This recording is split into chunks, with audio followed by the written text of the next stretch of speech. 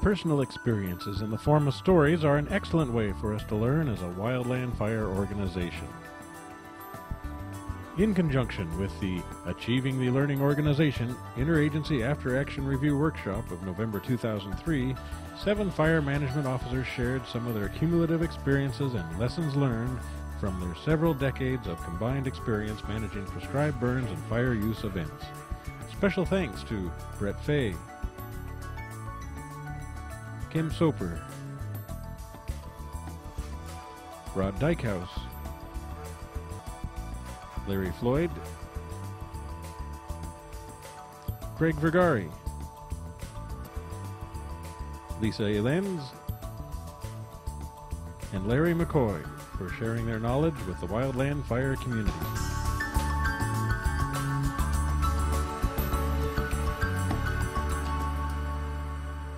One of the questions I've got, and it sounds like everybody's been burning for a while, and a lot of us are at the point we need some additional assignments to keep our quals.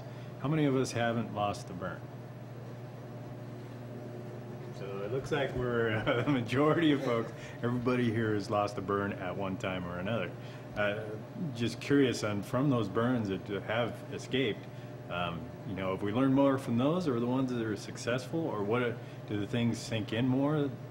Or what are some of the lessons that we could learn from the ones that have escaped? You know, I'll start off a small fire we had last year. I wasn't the burn boss on it, I was a program manager. Some of the things looking back on those, I think overall is a success, but some of the stuff I learned about those is some of the parameters that I didn't think were important are very, very important. The first one was the public. Large fires, complex fires, public might be fine with these 1-2 day events, but you go on for a while, you better think about that initially and get that public information ramped up a lot more than you might have you thought it necessary before. Because folks, especially complex, long duration fires, fire use including, if you don't have that ramped up, and it costs money to do, and in a good organization to implement that information, then it's going to bite you in the end. Even though everything on the ground's going just the way you'd want, safety's out there just right, you get this something coming in from left field, and the public political pressure makes it so you got to do something different. So just recently, and I'm trying to carry that message forward. It's hard, it's a tough one to maintain though, because if you do burn in and you don't get much public scrutiny, your level of interest or level of effort going into that public information might be that, it'll be okay. We don't, you know, we'll just put something in the paper instead of setting up booths and things like that. So it's kind of a success and a lesson learned in recent times for me. I don't know if the, you know, escape fires give us more information or things that sit home better than successes. I think sometimes for me they do, because they last a little bit longer, but not sure. Remember everyone. You do always remember them. You can remember their name. I mean, you know, everything you've been involved with, and I think you know, more and more after the last 4 or 5 years, I mean, the public information is a critical element of, you know, just getting out and educating folks too on why we're doing it, and you know, if things go bad, you just gotta, you know, still provide that education and information. Otherwise, it's you know, the public scrutiny is on us all. Fire use event, same thing. I mean, it sounds like a lot of folks been doing fire use this year. Katabab, you know, that those fire use events, even though they may be in the back 40, to keep that in front of the public is not only a program sort of thing to make sure people know why we're doing it, but it's something that can slide right past you. It's not operational, it's not critical to the safety of the folks on the ground, but it is one of those left field things that will come in and grab you. You know, if talking about that, to me that's more of a program manager level. You know, not the burn boss. You know, that's at the level of the forest or at a district that does a lot of fuels, or fuels management, because you know, burn boss has enough that day. He or she could have made the contacts on the burn plan, and if they're chartered to do that, or maybe there's somebody like prevention officer or somebody at the forest level said, hey, we're going to burn, they let the papers know. But then you get something whether the burn escaped or not. You might have a smoke incident or whatever, and it comes to town, and all of a sudden the phone's ringing off the hook, and Yeah. so it's something that at the burn boss level, I think we put too much at that level and walk away from the burn boss. But the question I've got is, if they don't do it or make sure it's done, how do you ensure that gets done? That's what happened to me. That I thought maybe somebody was taking care of that and to the level it was needed. If the burn boss doesn't make sure, is it the line officer's responsibility? Is it the program manager? Well, we did in the CIBAB, and I kind of thought it was a waste of money at the time, but it's paid off big with, is we actually filled a fire information officer and fire at the district level, and that's her job. It's a PFT position, and at first I was, it was because of the money we have from the National Fire Plan, and I was wondering about the value of it, but some of the things we've been doing, you're exactly right.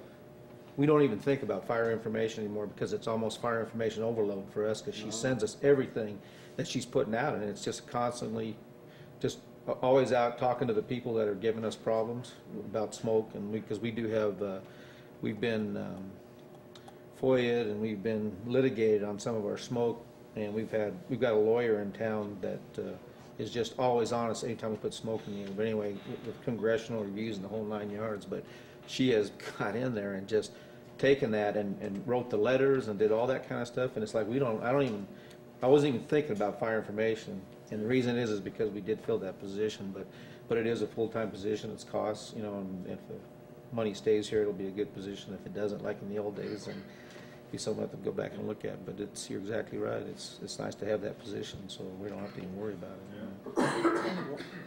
We have the same thing. We have an education information person, and it definitely has helped. And it's not only the times when something goes wrong that you want them out there. If we don't start letting the public know what we're doing, why we're doing it, how people fight fires, and all that, we're never going to have them understand what we're doing. I mean, we constantly change the name of what we call things, and how we go about funding it, and every time we feed a different bill to the public, and if we don't have somebody out there that's trying to help them make that link and make that leap to what we're really doing on the ground, we're never going to get anywhere. I mean, yeah, it's great when something's not going the way you want it to have them there already, but at the same time, we have to get people to understand what we're doing out there, and it's been really helpful for our program, and she helps Rod on the north end some too on the BT. That's just one aspect. I think the benefit and I'm going to speak for Region 6, and I think it was probably the same back in the days of the logging days, and what had happened to us was we were burning on one unit. We would burn multiple acres a day, or units a day. At one time, to give you a perspective, there was 125 active timber logging units at LeGrand District, 125. Now of those, you might have been able to burn 40 a year. So there was a lot of activity. So one thing we learned from that, lessons learned, was that the prescribed fire manager job was a very important thing, because you couldn't have, if you had 3 or 4 burn bosses working on that unit, you soon found out that they would be overloaded if they had to take care of all of the contacts on their burn plan, all of the smoke management. So what you did was you took the prescribed fire manager on that unit to bump up a level, to monitor all the plans, and abdicated some of those responsibilities out of the burn plan. Smoke management, contingency, notifications of the public, and that relieved so that the burn bosses can concentrate on the prescription, the objectives, and how the burn would go that day. Now, what I see wrong on a lot of the things is, you get a forest that might only do maybe 3 or 4 units on the forest. They might only do 2 burns. They might only do it once every 3 years. So there's a lag there, and and pretty soon, every 2 years, a burn boss gets like somebody was saying, a 72-page burn plan, and can they do that all and cipher that all? So I think on whether it's type 1 or 2 burn, I think we need to get that prescribed fire manager position up and take some of those duties off, because we've all heard from these folks here, and that how important just having an information officer could relieve that public pressure. It's funny because we've all identified it as something that's got to be done, and maybe at different levels of complexity it has a different level of input needed. You know, you're talking about a program manager that kind of oversees that. Yes. You've got a dedicated position. You've got a shared position that handles that. So we're kind of all over the board. And I get back to my question. So who is responsible ultimately for tracking that through? I mean, to make sure, is it in the planning stage that you make sure that that's clear, that that information is done? And then, okay, so in my plan says that the burn boss will take care of that information. Now, as you're making that good for Gary face there, you know, that's an overload for that position. Is it? Isn't it? I don't know. But with the other positions that have dedicated folks, then it's already taken care of. Or a program manager. So we have different ways of getting at it. But the key thing is it needs to be done, especially on complex burns. You know, one of the things I jotted down just listening to the four of you about it was maybe there's a complexity analysis for information that needs to be completed as part of the burn plan. That depending on the amount of scrutiny, the type of message you're trying to get out, the level of information, and whether it's a program or a prescribed fire manager or a dedicated position or a forest or a district, something like that, it may end up at different places. But that takes it from the planning stage to define how it's going to happen. For us, that's a problem because we aren't very good at defining how much we need to get out there and who's going to do it. It always goes back to the burn box. Yeah. And as you said, they don't have time. They shouldn't be worrying about that as much as other things, because I think from a program standpoint, they need to be worried about safety and the effectiveness of lighting the ground on fire. But they should have a mechanism so that information does get out and is taken care of. So good.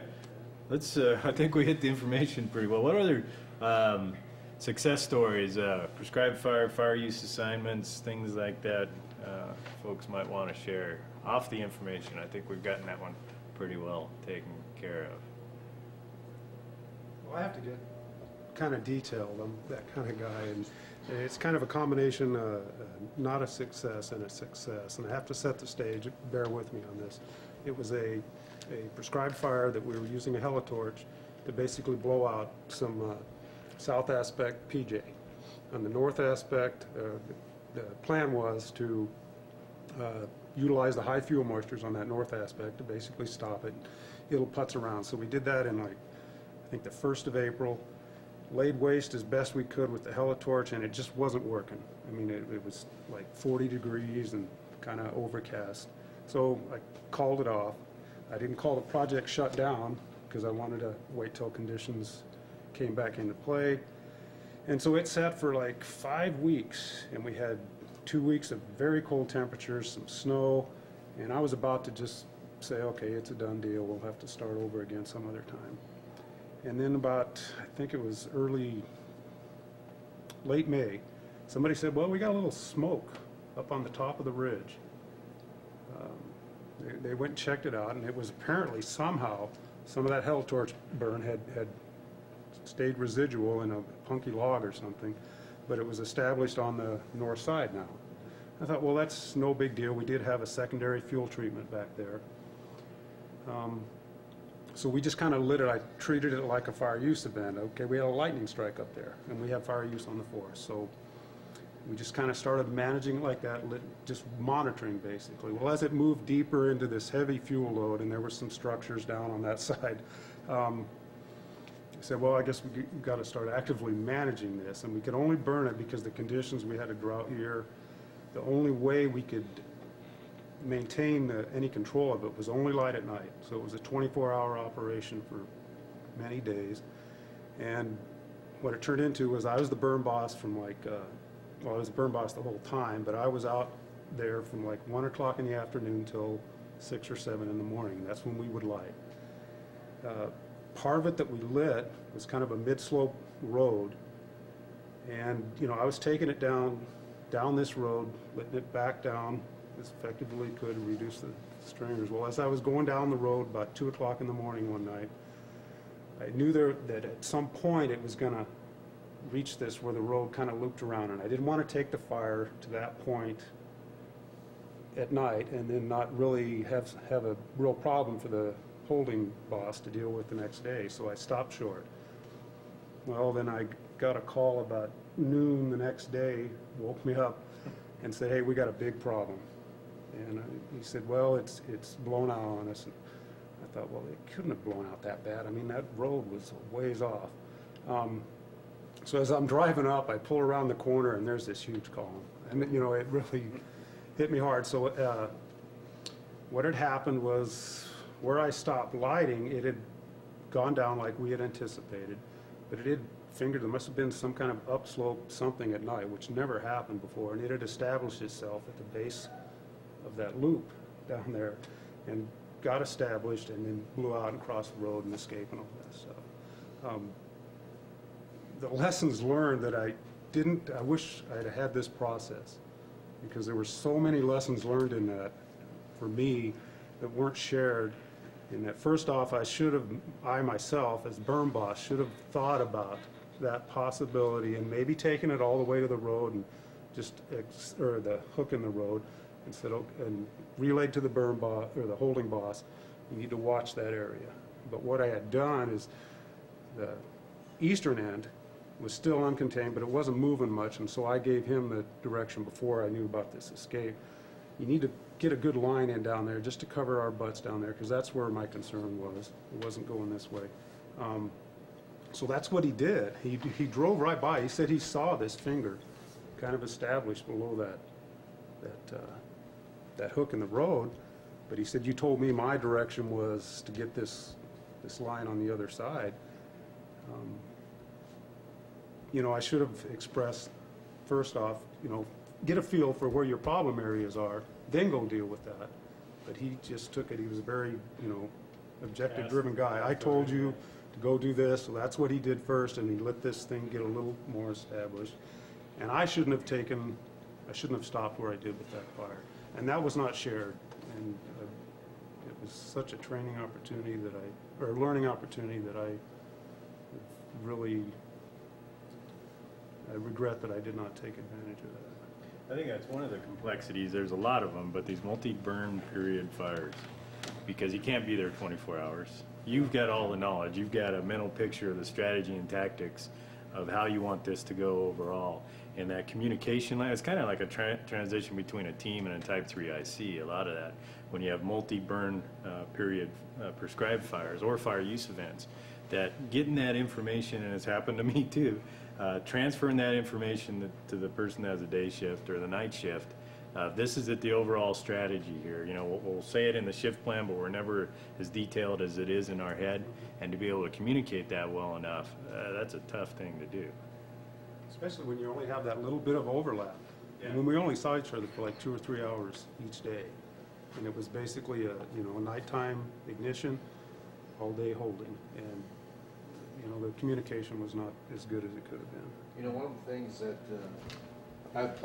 I've done fire behavior for the last 10 years, and one of the things I've always wondered about is that we needed an avenue to take the lessons we've learned from every fire that we've had and prescribed fire, what I was thinking, we needed a website where every FBAN or every fire use manager that sees things that have developed that surprise them could put, you know how at the end of a fire we always do a fire summary and a fire narrative, and the summary is a one-page deal about how the fuels reacted to those conditions, you know. But this particular center may be a good place for when you were surprised, because I mean I've been surprised, we've all been surprised, and to me it's just a lack of experience, because we haven't experienced those particular things, but we're all doing it, and if it would get put somewhere that burn managers and fire behavior analysts could go there and see how particular fires reacted in different fuel models for that time of the year, would go to these fires and have a better idea what's happening. We have our fire behavior service centers, and they're kind of describing what's going on. But I think that those people, those fire use managers, or those burn bosses that have had problems, or they've seen things, it would be a good place to go. And it could be just a two-liner, you know, about, you know, this is exactly what you just described. This was something that surprised me in this particular fuel model, that it stayed alive for 2 months in a PJ fuel model, which would be really surprising. And we had a fire on the Coconino in 2000 that was a pile that stayed lit for 4 months. Got stuck in in a pine stump, and the roots went forever. Came up in mid-May during one of our worst drought conditions and took off. I mean, just things like that are just really surprising. But I think this Lessons Learned Center would be a good place to put those kind of things, just for us to read quickly and get us up to speed on what's going on in a particular region or something. So. Yeah, how about fire use events? You guys did a lot of, I know, you guys did, what, how many fire use events this This summer? year, I think we had 7 on the forest. I think we had 6 of them going at one time in August through the end of the fire season. Actually, the one was still showing slow or small fire movement, but up till we ended up getting some moisture in sort of the season-ending event, the second season-ending event, because we had an inch of rain in first part of September or more that pretty much squenched things, and then as things dried out again, like we've been experiencing the last 4 or 5 years with the droughts and stuff, that we go in this prolonged season. And with the condition of the fuels and that, even though with that much moisture, and the starting point of the fuel moisture is that it just dried out again over time, over a couple-week period. And I think one of the things I've learned, or I'm still learning on fire use things, we're trying to the balance of fire use and still maintaining suppression action on other fires on the unit. And that's one thing with us, is to with the complexity of the fires we're trying to do, fire use fires, and what you're ending up with collateral things because of the workforce and the demands of the suppression actions across the country, depending on what planning level we're on, and the needs of that to make that program work. And I think probably some of our success this year was we did bring in a fire use team on one of our fires on the south end of the forest.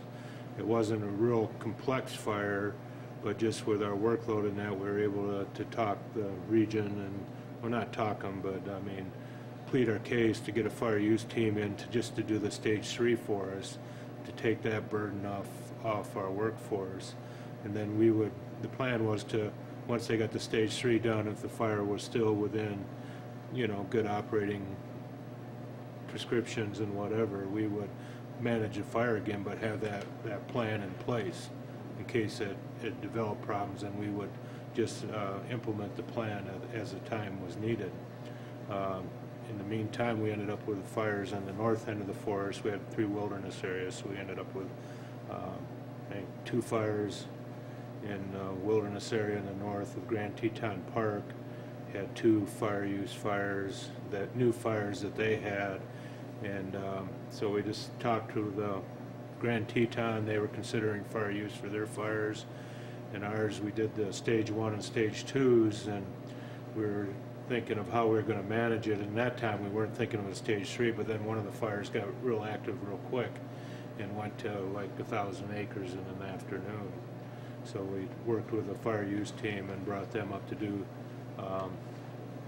talk to them about complexing our fires with Grand Teton National Park. We had a total of, I think, 4 fires at that time on the north end of the forest. And so they were more than willing to come up. They had about a week of time left to do some of the assessments and look at that. And we figured right at that one time we needed stage 3 plan for the one fire, and the others we would just look at and do an assessment and maintain them within the stage 2 of that. So we worked with the team, and they decided to come up, and were very willing and worked with us quite a bit. And so then after that, or a few days later, I guess, we had another fire that started adjacent to one of our fires we included in the Caribou-Targhee forest to the west of the Bridger Teton and Grand Teton Park. Had a fire use fire they were wanting to manage, and that. So we worked with the team, and just with that communication with the 3 units and that, we're able to manage all these fires. So at the one time in our area, we had I don't know, 6 or 7 fires being managed at once, which is sort of a, I don't know, benchmark for our area, I think, in that. That's one of the interesting things to me is when you get these, and you had it too, Greg, you have these fire use events, you have teams all over the place, and it's not necessarily a prescribed fire manager or a fire use manager role, but it's a program manager. How you're prioritizing those, how you're playing the phone game and trying to parse out that workload. You know, there's a lot of balls to be kept in the air, and line officers to be kept informed on, okay, what's the priority here? We're looking at fire use there. Is it a go, no go? This team's, you know, doing good or not good? Trying to prioritize that and keep that flow of information to those multiple levels and then back up to our supervisors. It's tough to do, and it's an art. But I agree with Rod. You know, you start getting bumped up. We had probably 5 fire use fires and in the Frank and then SAP, so we called up a team. Plus we had 4 or 5 type 2 teams through just on wildfire. I think for future planning, I think that's the way of doing business is fire use team to get you through the stage 3. We the team we called up, we worked with the Salmon Chalice. Okay, they had a couple on them that they threw in with our fire use team that we had hired on. So I think that's a good way of doing business. So one of the key things, I guess, when you get multiple fires or multiple types of incidents is that communication and talking to the neighbors and to the higher ups and saying help and knowing when that trigger is. And from what I've seen, it's mainly just a conversation with folks. You know, either your peers or your supervisors saying, okay, this is what we got going on.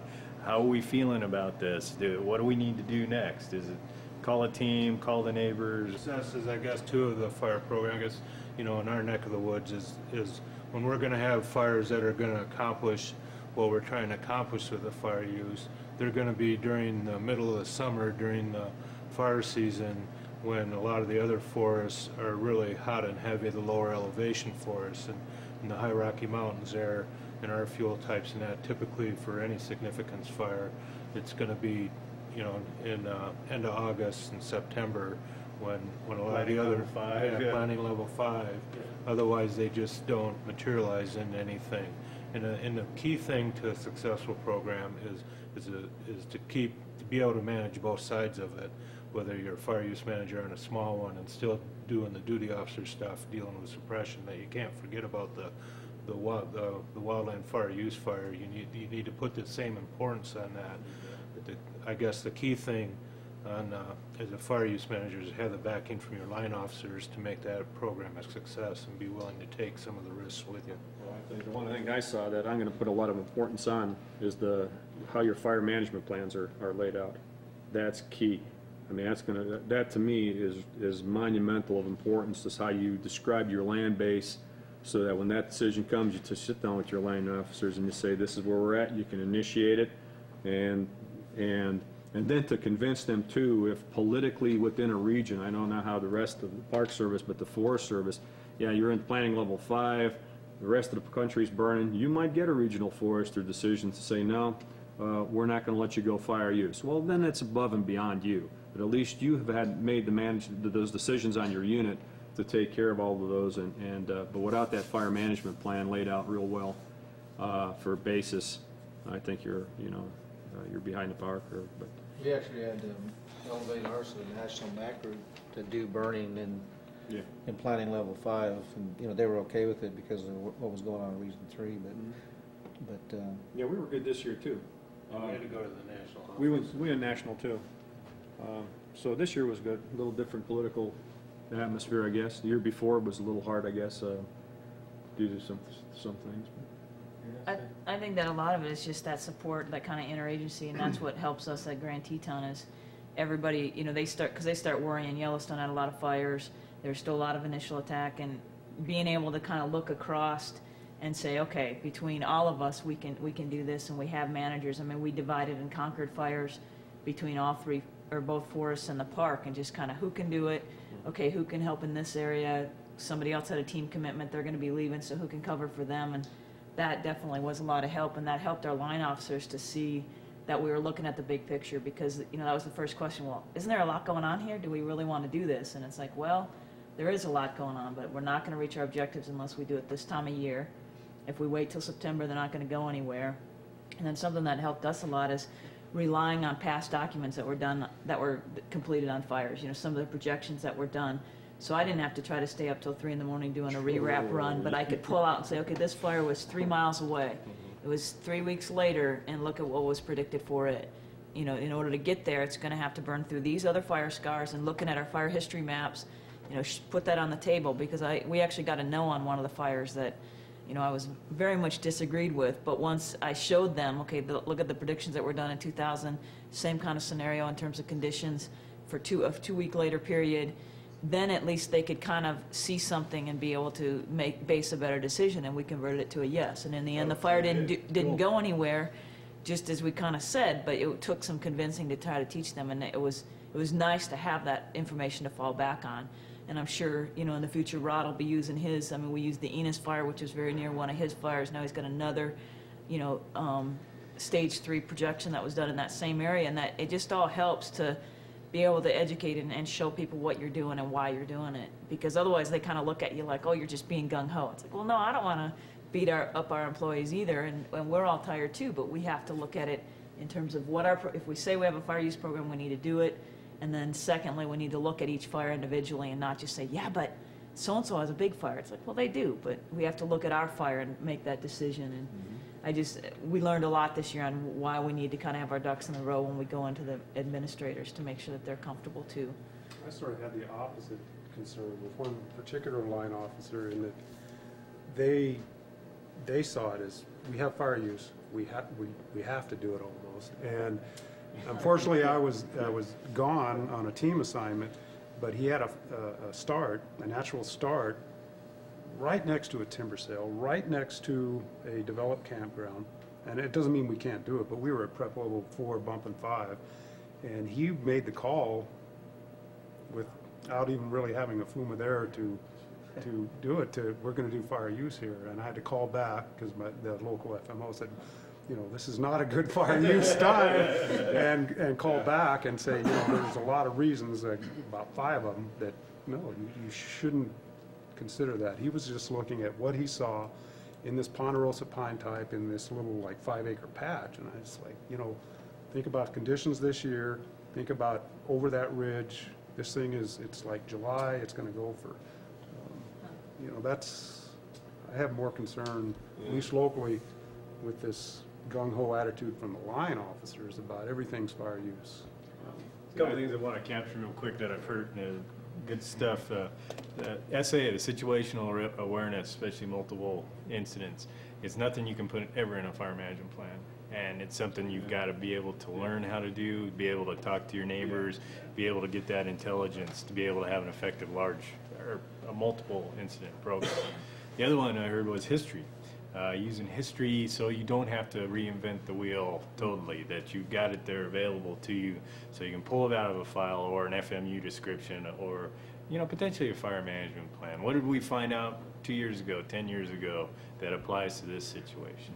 And then the other one, it's personality is involved in the decision-making process. It's part of situational awareness is, you know, if you've got someone that's makes different decisions than especially your supervisor would be making, then that's something to keep an eye on. It's part of that situational awareness. Part of that rapport, so that you can go back and forth and say, well, not sure that's a good idea, and these are the reasons why. That comfort level to be able to sit down and negotiate or discuss, I guess, before that decision's totally made. Yeah, I really like the part about history that I hadn't thought about before, that how to take the stuff that we've done in the past. You know, we've got something similar going on now. How do they play into one? Is it a totally different set of circumstances, or is it very similar? Yeah. And what do we do then that we do now? It's a lesson learned that you probably have in a file in your desk someplace, and if you had it accessible and triggered yourself to use it like you did, it's effective stuff. And giving others access, because my force is extremely embryonic in its fire development stage and fuels, and I don't have a history of fire use, large fires. We haven't had a type 1 incident until 2002 on that forest, and had the access to some of your history, we'd have to do some, you know, adjusting for your conditions, but I have no history to base any decisions on that forest. So you'd have to reinvent the wheel. Yeah. And I think that's, I guess, to go on that a little bit longer, that's a key point, I think, is just that documentation, because, and, you know, which helped us, what Lisa talked about on a lot of those fires, where we got a lot of this information, was in the year 2000, when we weren't doing fire use, but we had significant fires, and the only teams we could get to manage those were fire use teams. And they still, because they were either in the wilderness, and we weren't gonna get resources or on the edge of wilderness, we had them basically do an implementation plan, so if the priority bumped up, we knew what we had to do and when we had to do it, just like you would with a fire use fire. And those teams, I mean, they provide that documentation. And I remember, you know, one of my first fires where I originally went as the LTAN and then ended up being the fire use manager, and I guess we're not supposed to, it's not blame or anything, but it's on a pay at force and that. And because they had a good program going, they had a big fire use program in the Frank Church. And it was just looking at the levels of those programs and what the expectations were for those fire use.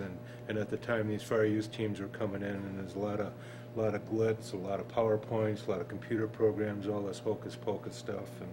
And you know, with Farsight, I mean, Farsight wasn't even thought of then, but REWRAP and all that. And so a lot of these teams were promoting that and what this can do to help give you an idea of the risks in that. But then you have forests that they have good programs and solid programs in that, but they keep the documentation part a little bit lower key, you know, and that's a struggle where you try to do, you know, just sort of a narrative report of day-to-day processing of what you want and what the forest expects from you in that. And by not sharing, I mean back into lessons learned and that information sharing, by that you don't put that effort into collecting all that information and stuff. You can get overload, but you know, the appropriate much will help you down the road. And I guess that's the point I'm trying to make. Well, and some other stuff we've talked about is trying to game out some of the fires that we said no to. Can we do some projections on them in the winter, so that then we can say, okay, what would have happened with this fire, and maybe use that. And yeah, it's still just gaming it out, but hopefully, you know, if we went through the scenario and watched what the weather did for the rest of the season, we may be able to game out what would have happened with that fire and be able to talk about it in reference, you know. And trying to find the time to do that is always difficult, but it's something, it'd be, right, something less than a success based on if we said yes, right, rather than no. Yeah. Well, it might be part of the success, because I think, you know, this applies, even though it's with fire use, when we get into more and more landscape burning, we can use those same experiences on fire use fires into prescribed fire on fire in landscape type projects. There's no difference. I mean, it's you know, you get into your land management plans, and some of these areas are going to be fire uses allowed, some not because of where it lays, and some is going to be, yeah, absolutely, it's wilderness, you know. So you have some calls. So I mean, it's the same thing if you're outside of a wilderness on a plan where, you know, you can let, you know, fire use go, and you're doing this because of weather or where it's heading. You know, what's the difference between the run there for the runs in the forest? It's the same. It's the same information, you know. One of the toughest things I think on fire use is a lot of the areas we're getting them now, we haven't ever seen burn under a normal regime. You know, we've always either you caught them at a single tree or a tenth of an acre, or they went big. So you really don't, you know, and to me it's really important to keep your eyeballs on it, to see how it's acting diurnally, to see how it's acting on different aspects. Because you don't really have much to go from unless you had a multi-burn period escape fire to watch and see how that fuel type would burn. Especially the high elevation stuff that you get. I mean, you don't get them that often, so to try to calibrate your mind on what the fire is going to do, it's tough. Man, the models are the models, and it gives you a benchmark or somewhere to shoot for, but all of us have got to calibrate what we're seeing in fire behavior to help make those risk decisions. Well, the main thing, I mean, you can have all that stuff, but the thing that's going to make a success of that is the unknown, and it's the unknown of we don't know what's going to happen the next week with the weather and stuff like. There's a lot of things you do know, fuel conditions and that, but the weather stuff and that is just one of those things that you can't predict. You know, even the Weather Service guys, after 3 to 5 days, they're not going to guarantee anything. I'm curious, worst case scenario, both prescribed burning and fire use. And everybody has their own idea of how far to go geographically, maybe for a worst case scenario and what you plan for. To me, you know, when I review burn plans anymore, it's one of the things that, you know, I'm looking for a contingency plan. So a contingency plan to meet what sort of event? Now, one of the fires we had ran 5 miles in an afternoon. Do we ever plan for that fire to do that? Did we think it would based on the fuels? No. Can you? I mean, where do you plan for that? I mean, how do you plan in there to be effective? You know, it's still a question for me. Goes back to documentation. Yeah, you guys have documented those weather conditions and the drought conditions. All that has to get thrown together now for the next time. You know, I mean, we have to be using that kind of information to make the, you know, because like you said, you were surprised, and those are the kind of things that would be really good to keep in the lessons learned library, so that someone can go back and say, okay, we're in this kind of conditions. What were the fires that gave us problems this year? You know, and under those conditions. One of the questions I asked about that, though, okay, so this weather event was probably the 97th or above percentile of it happening. So I'm going in and I'm reviewing this burn plan tomorrow for a complex burn. Am I looking for that 97th, above the 97th, to plan for a contingency? I'm looking for. You'd never burn. Yeah. Yes. So where do you shoot for, and how do you think about those sort of things? Well, that was a question we had on the Cherry Fire this year that turned into we moved it into a wildland fire, and their runs in that brush fuel model were at 400 chains an hour at the 97th percentile. See ya. Well, yeah, you know, and they had an escape, and a Type 1 team was put on it. And so my question was, were you really in prescription? Because your contingency forces could not possibly, you need a Type 1 team there to match the contingency force. So what they did was, you know, they went in and burned, you know, burned out the lines so that spotting potential was, the predicted spotting was, you know, was at a level, the black was at a level which spots couldn't stay ignited past that, you know, it was beyond the predicted spotting level. But they had a little finger of fuel within 3 chains of the line that didn't burn in the initial blackout. And the day they lit the fire, it did perfect. The next day, it got into that little finger that nobody knew about. Got into a bunch of dead ponderosa pine trees, spotted one off, and away it went. You know, and but they met I mean, they had documented in the burn plan that this black would be their holding line and that it couldn't spot beyond that. But I asked them, but if you were burning, because they had done some burning without black line, I said, with those kinds of rates of spread, how could you possibly ignite that without the contingency forces to deal with it? You know, and so I think it's you're right. There's a lot of these things that are going to show that you can't do it, but you've got to put those mitigating measures in there to, you know, I know we're all doing it, but it's the burn boss has to make sure that all his bases are covered. Why is that not going to happen at the 97th percentile if they are burned? Because they were burned at the 99th percentile. Yeah, one of the things, I mean, for an individual one-day burn, you can pretty much set it up. You light it, you're within, this is what the rate of spread's going to be in the adjacent fuels. I've got the resources to cut it off.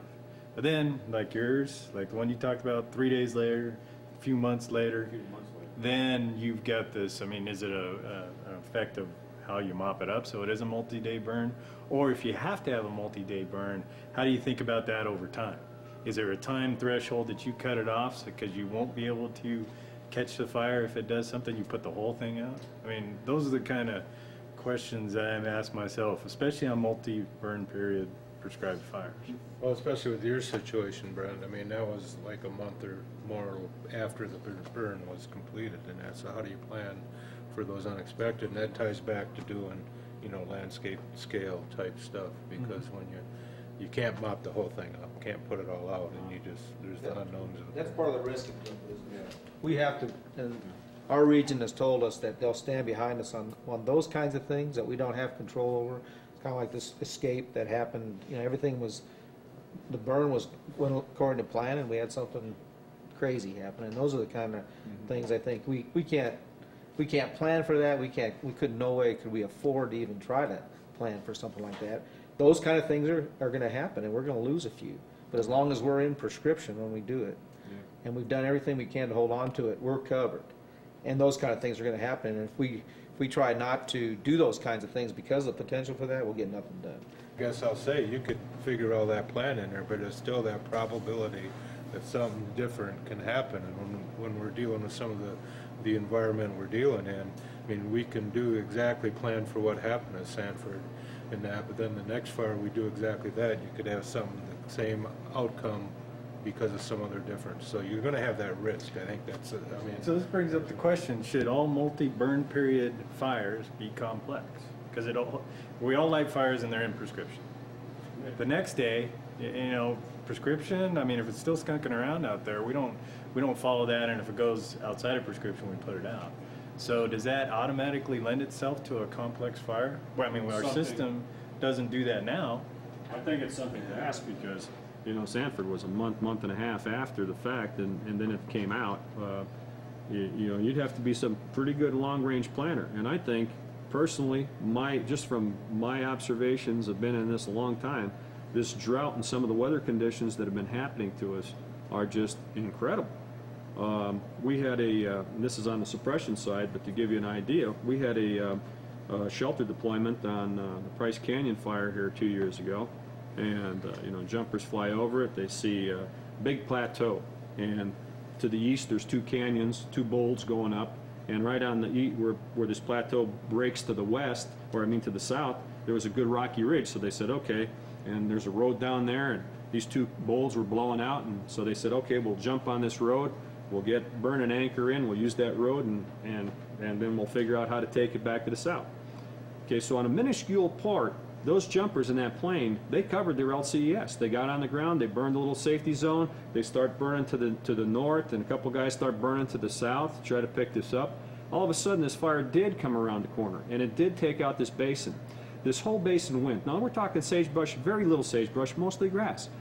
Punches up a big column. Well, as the back, what the weather folks figure, and fire behavior, as the back cooled off, the column collapsed. When it collapsed on this plateau, it sent, you know, 45, 60-mile winds at these folks. And because of what the black was there, it basically turned into nighttime, and they couldn't, you know, 3 of them couldn't get back to the safety zone. Now, what I described here, I mean, I've been in this game for a long time. Now, am I missing the point that when, you know, that these folks should have predicted a collapsing column behind? I mean, we're talking such outrageous fire behavior that, you know, yet I think they covered their bases. So there's a lesson learned for you that can happen. Sanford's a lesson learned that a month and a half later you can have 60, 70-mile-an-hour winds that coming out of a good luck. I mean, what I'm saying is some of this is so far out at the edge. Now, some people can sit back and second guess this and say, well, you should have. But they're not the one in our spots having to plan that out. And like you said, you are in prescription a week before the day of the burn and maybe a couple weeks after. But when you got a couple thousand acres on fire, Getting back to the prescribed fire and a long multi-burn period sort of things, it seems like they turn into a hybrid of fire use, wildland fire use, and prescribed fire. Because you need the skills to be able to look at long-term fire. If you have a multi-burn period fire, you need to know, do some projections, re-wrap whatever you've got. Look at the weather conditions once you get into multi-burn periods. They also almost turn into type 3 incidents because all of a sudden you've got logistics, you've got sleeping quarters, you've got food, you got a lot more to deal with. And I guess complexity in terms of aerial ignition may not be there, but it sure as heck is in terms of all the other stuff you're dealing with. I mean, you're almost a type 3 incident at that point because there's so much coming and going and night shift and somebody to monitor it and somebody to be out there first thing in the morning to come in and you need a briefing every day and a IAP every day. And I mean, the whole complexity changes, and I don't think it should, I think you do need to look at that, and it potentially is a type 1 burn boss because of that kind of stuff, because there's so much other big picture, agency administrators you need to be talking to and everything else. Situational awareness with IA going on. Right. But we don't. I mean, in the end, I don't have a copy with me, but the NWCG complexity analysis does not talk about multi-burn period fires and how that affects, but we all know it's true. So maybe that's something I'm going to maybe even add into our fire management plan, that automatically any multi-burn period fires that we're planning on, especially landscape, to allow it to move under its own accord. To natural barriers is another one that should be rated as complex, period.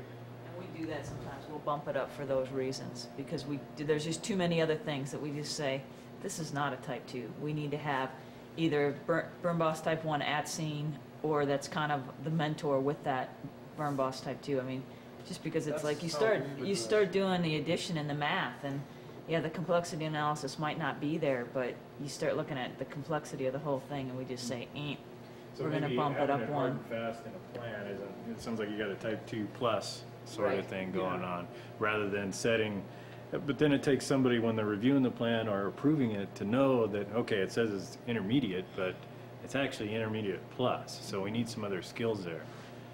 Who does that for you? When you guys review burn plans, do you recognize that and actually step it up, or? We're doing it in the burn plan review process, and then we have Andy Arad will usually be our technical reviewer, and sometimes it's nice because they'll point out something else that we maybe didn't.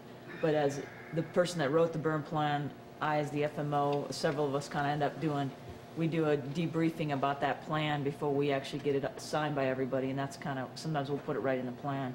Because of this reason, we're going to move this up to a type 1 burn plan. Because I hate to put Or more burn policy boss. in. You know, these Right. guys hate me for putting more policy in our fire management plans, but Right. doing those things that we need to be doing and a trigger to make sure we are doing them. You know, maybe something about consider every multi-burn period fire as complex and take that in consideration during approval. You hate to have those triggers that it is or it isn't, because they always don't fit. I got lessons learned on that one, and it wasn't well. You witnessed some of that this year when I was on the Payette, and we had hall fire, and they were calling that fire in, and the FMO was calling me, and we're in the war room, and we're talking, and he says, yeah, it's 40 acres. He says, I think we're going to need a team, and I'm thinking, boy, you know, that's just going to cape that ridge. It's going to be back in the wind shadow in there, and it's going to be on the north slope. Yeah, okay, I'm not going to second guess them, you know, and just right off the spur, we went and launched the Type 2 team. Yep, call them a team, right?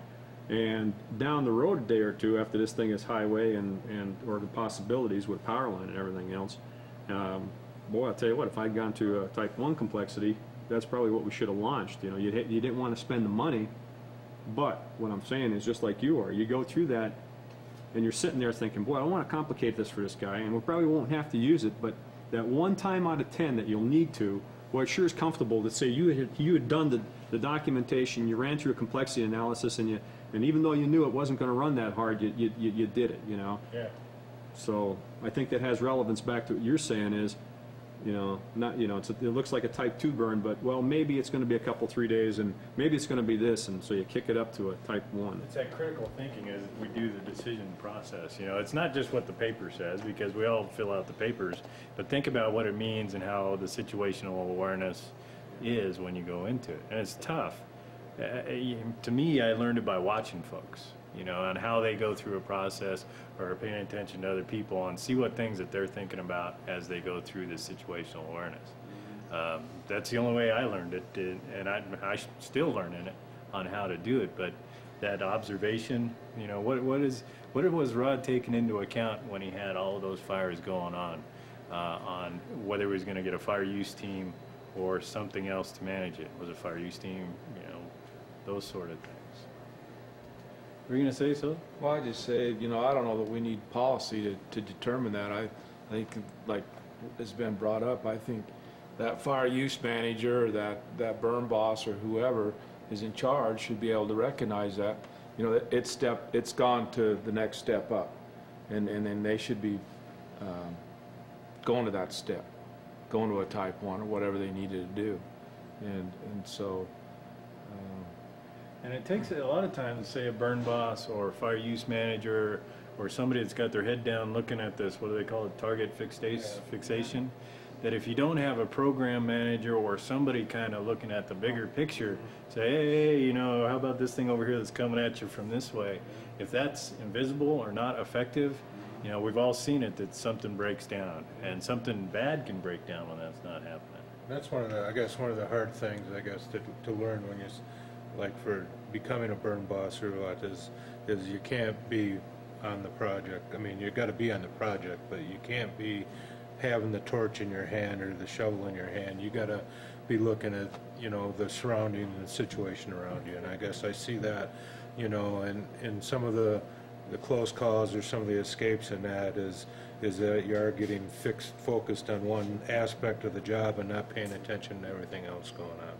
And I think, and that's hard for people to learn as they're taking on those roles in that, and that's one of the things that, you know, you try to do when you see that happening, whether it's with when you're on a burn and then you got the ignition specialist, and the first thing they do is pick up a drip torch and start lighting. You know, you go, time out. You know, that's not your job.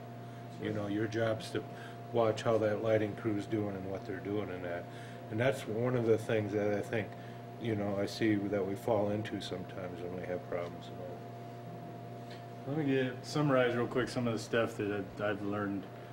Information is a big key part of our fire use and prescribed fire events that maybe it escapes me sometimes, and I need to pay more attention to. It sounds like everybody echoed that it's a big part of the job that maybe isn't as highlighted as some of the more other things. The complexity of multiple burn period fires and what that means, and all the situational awareness that goes along with that. Complexity of multiple incidents and how you handle that, keeping situational awareness with your neighbors, with your supervisors, things like that. History and how important that can be to help you stay above the curve while you're making these decisions. Keep that little history box right there, so if it's applicable, pull it out and use it. Personalities involved in decision making. That's another one of the situational awareness, one of the big ones. Whether it's folks implementing, supervisors, decision makers, and how that goes.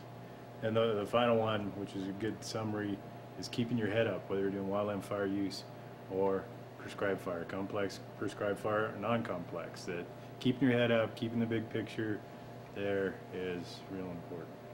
Anything else I missed? I think, you know, it ties to all that, I think, is managing the unknown. You know, being able to adapt to the unknown, that's what's going to happen. And part of that is, I mean, I think part of planning and that whole thing is, and it all, to me, comes down to this is, yeah, we go in and we develop these plans, and we're going to implement this plan, and we're going to have a success. You got to be thinking about these things that that are unknown and that may happen, and how you're going to deal with it at that time, and be prepared, I guess. Be prepared as well as you can, because you don't know what's going to happen. So I'm just throwing this out, just something I would like some feedback on, is, you know, we're talking about the unknown as far as weather and specific things and tactics, and I guess I'm curious what others feel about it. I think the biggest unknown, and it relates to personalities, is our somewhat inability or discomfort at this point in time to deal with human factors, because that seems to be, at least what I've kind of seen, that's the big if thing that always seems to affect the decisions. I think we got tactics and strategies and all that stuff down fairly well, but we're still struggling with human factors, how people deal with this information and knowledge that they have, stress situations, decision making. And I was also related to human factors, I was kind of curious if others think, like, what was that fatality they had? I think it was on the reservation in Down in Arizona this year. yeah, and the Buchanan thing, and I'm just kind of curious if perhaps there's not a human factor thing involved with prescribed fires with a slightly different take on people out there on a prescribed fire. Like, had that been a wildfire, do you think that guy would have done that same thing, would have gone out by himself, what turned into the head of the fire? Or because it was a prescribed fire, people maybe are cutting a little bit of shaving their awareness. You're Yeah, not so hazardous. You're not getting HPA. Which so. brings up a good point that I think they've been trying to push that you should be getting HPA. I don't know if that plays into human factors or not, but you know, legitimately, you're getting HPA, it must be hazardous. If you're not, it must not be hazardous. I understand why they do it, but yeah, it's a good point. Does anybody else I think you're sense that a little bit? I think you're right. I think sometimes we call in the troops for prescribed burn, and everybody, okay, there's containment lines. We're just gonna, get this thing done, and we've really tried to put some emphasis on thorough briefings, and we actually even do an IAP to make sure that everybody really understands what's going on out there, because I think we've all been out on prescribed fires. Oh, you have ignition coils? Cool. Take this fire. We're going to start over there, and and you're like, okay, and so I just think it's really important, and we've tried to put a lot of emphasis on it, and hopefully it's been successful. I mean, I think people have felt pretty good about the briefings that they've gotten because of that. I mean, because I've been on way too many where it's like, who's who, and who's in charge, and who's running that engine, and you don't ever really know exactly, and you all just start heading out to do the right thing because this is a planned event, and you know, everybody just assumes everybody knows it, and I think it's a bad assumption we get into, and That You know, I- IEP, that's a good idea. That would, because they would immediately kick them into the wildfire, all these Right. things apply. and It's have not- something to right. reference back to, you Right. know, because they get that map, they see how we broke out the divisions, they see who's in charge of which division, and I just, it's, you know, and some people kind of laugh and, holy cow, they went to great extents, but what we found is it just is what helps us, because so many times, we don't know who's gonna be on that burn till we make the call and all the engines come in from all over, and maybe they're players we haven't worked with before,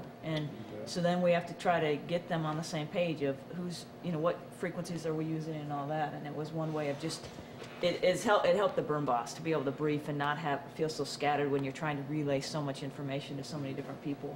Yeah, and all you really need is what the objectives, an org chart, and communication plan, and everybody will be flipped into that mode. Okay, this is what we're doing. Exactly. Everybody's on the same page. Yeah, that's good. That would help reinforce that human factors too, that this is the way we do business. It's not just we're going out and building fence or something like that, that this has its consequences. The hardest thing for us in Region 3 was to get people to start wearing fire shelters during prescribed fire, because we just never saw anything that was a problem, you know? And then now that we're in these drought conditions and stuff, we're seeing things that we don't normally see, but we're trying to, you know, hammer down that I don't care what it looks like, you have to have everything, you know, all your proper PPE, and, you know. We better wrap this up, I guess. Thanks.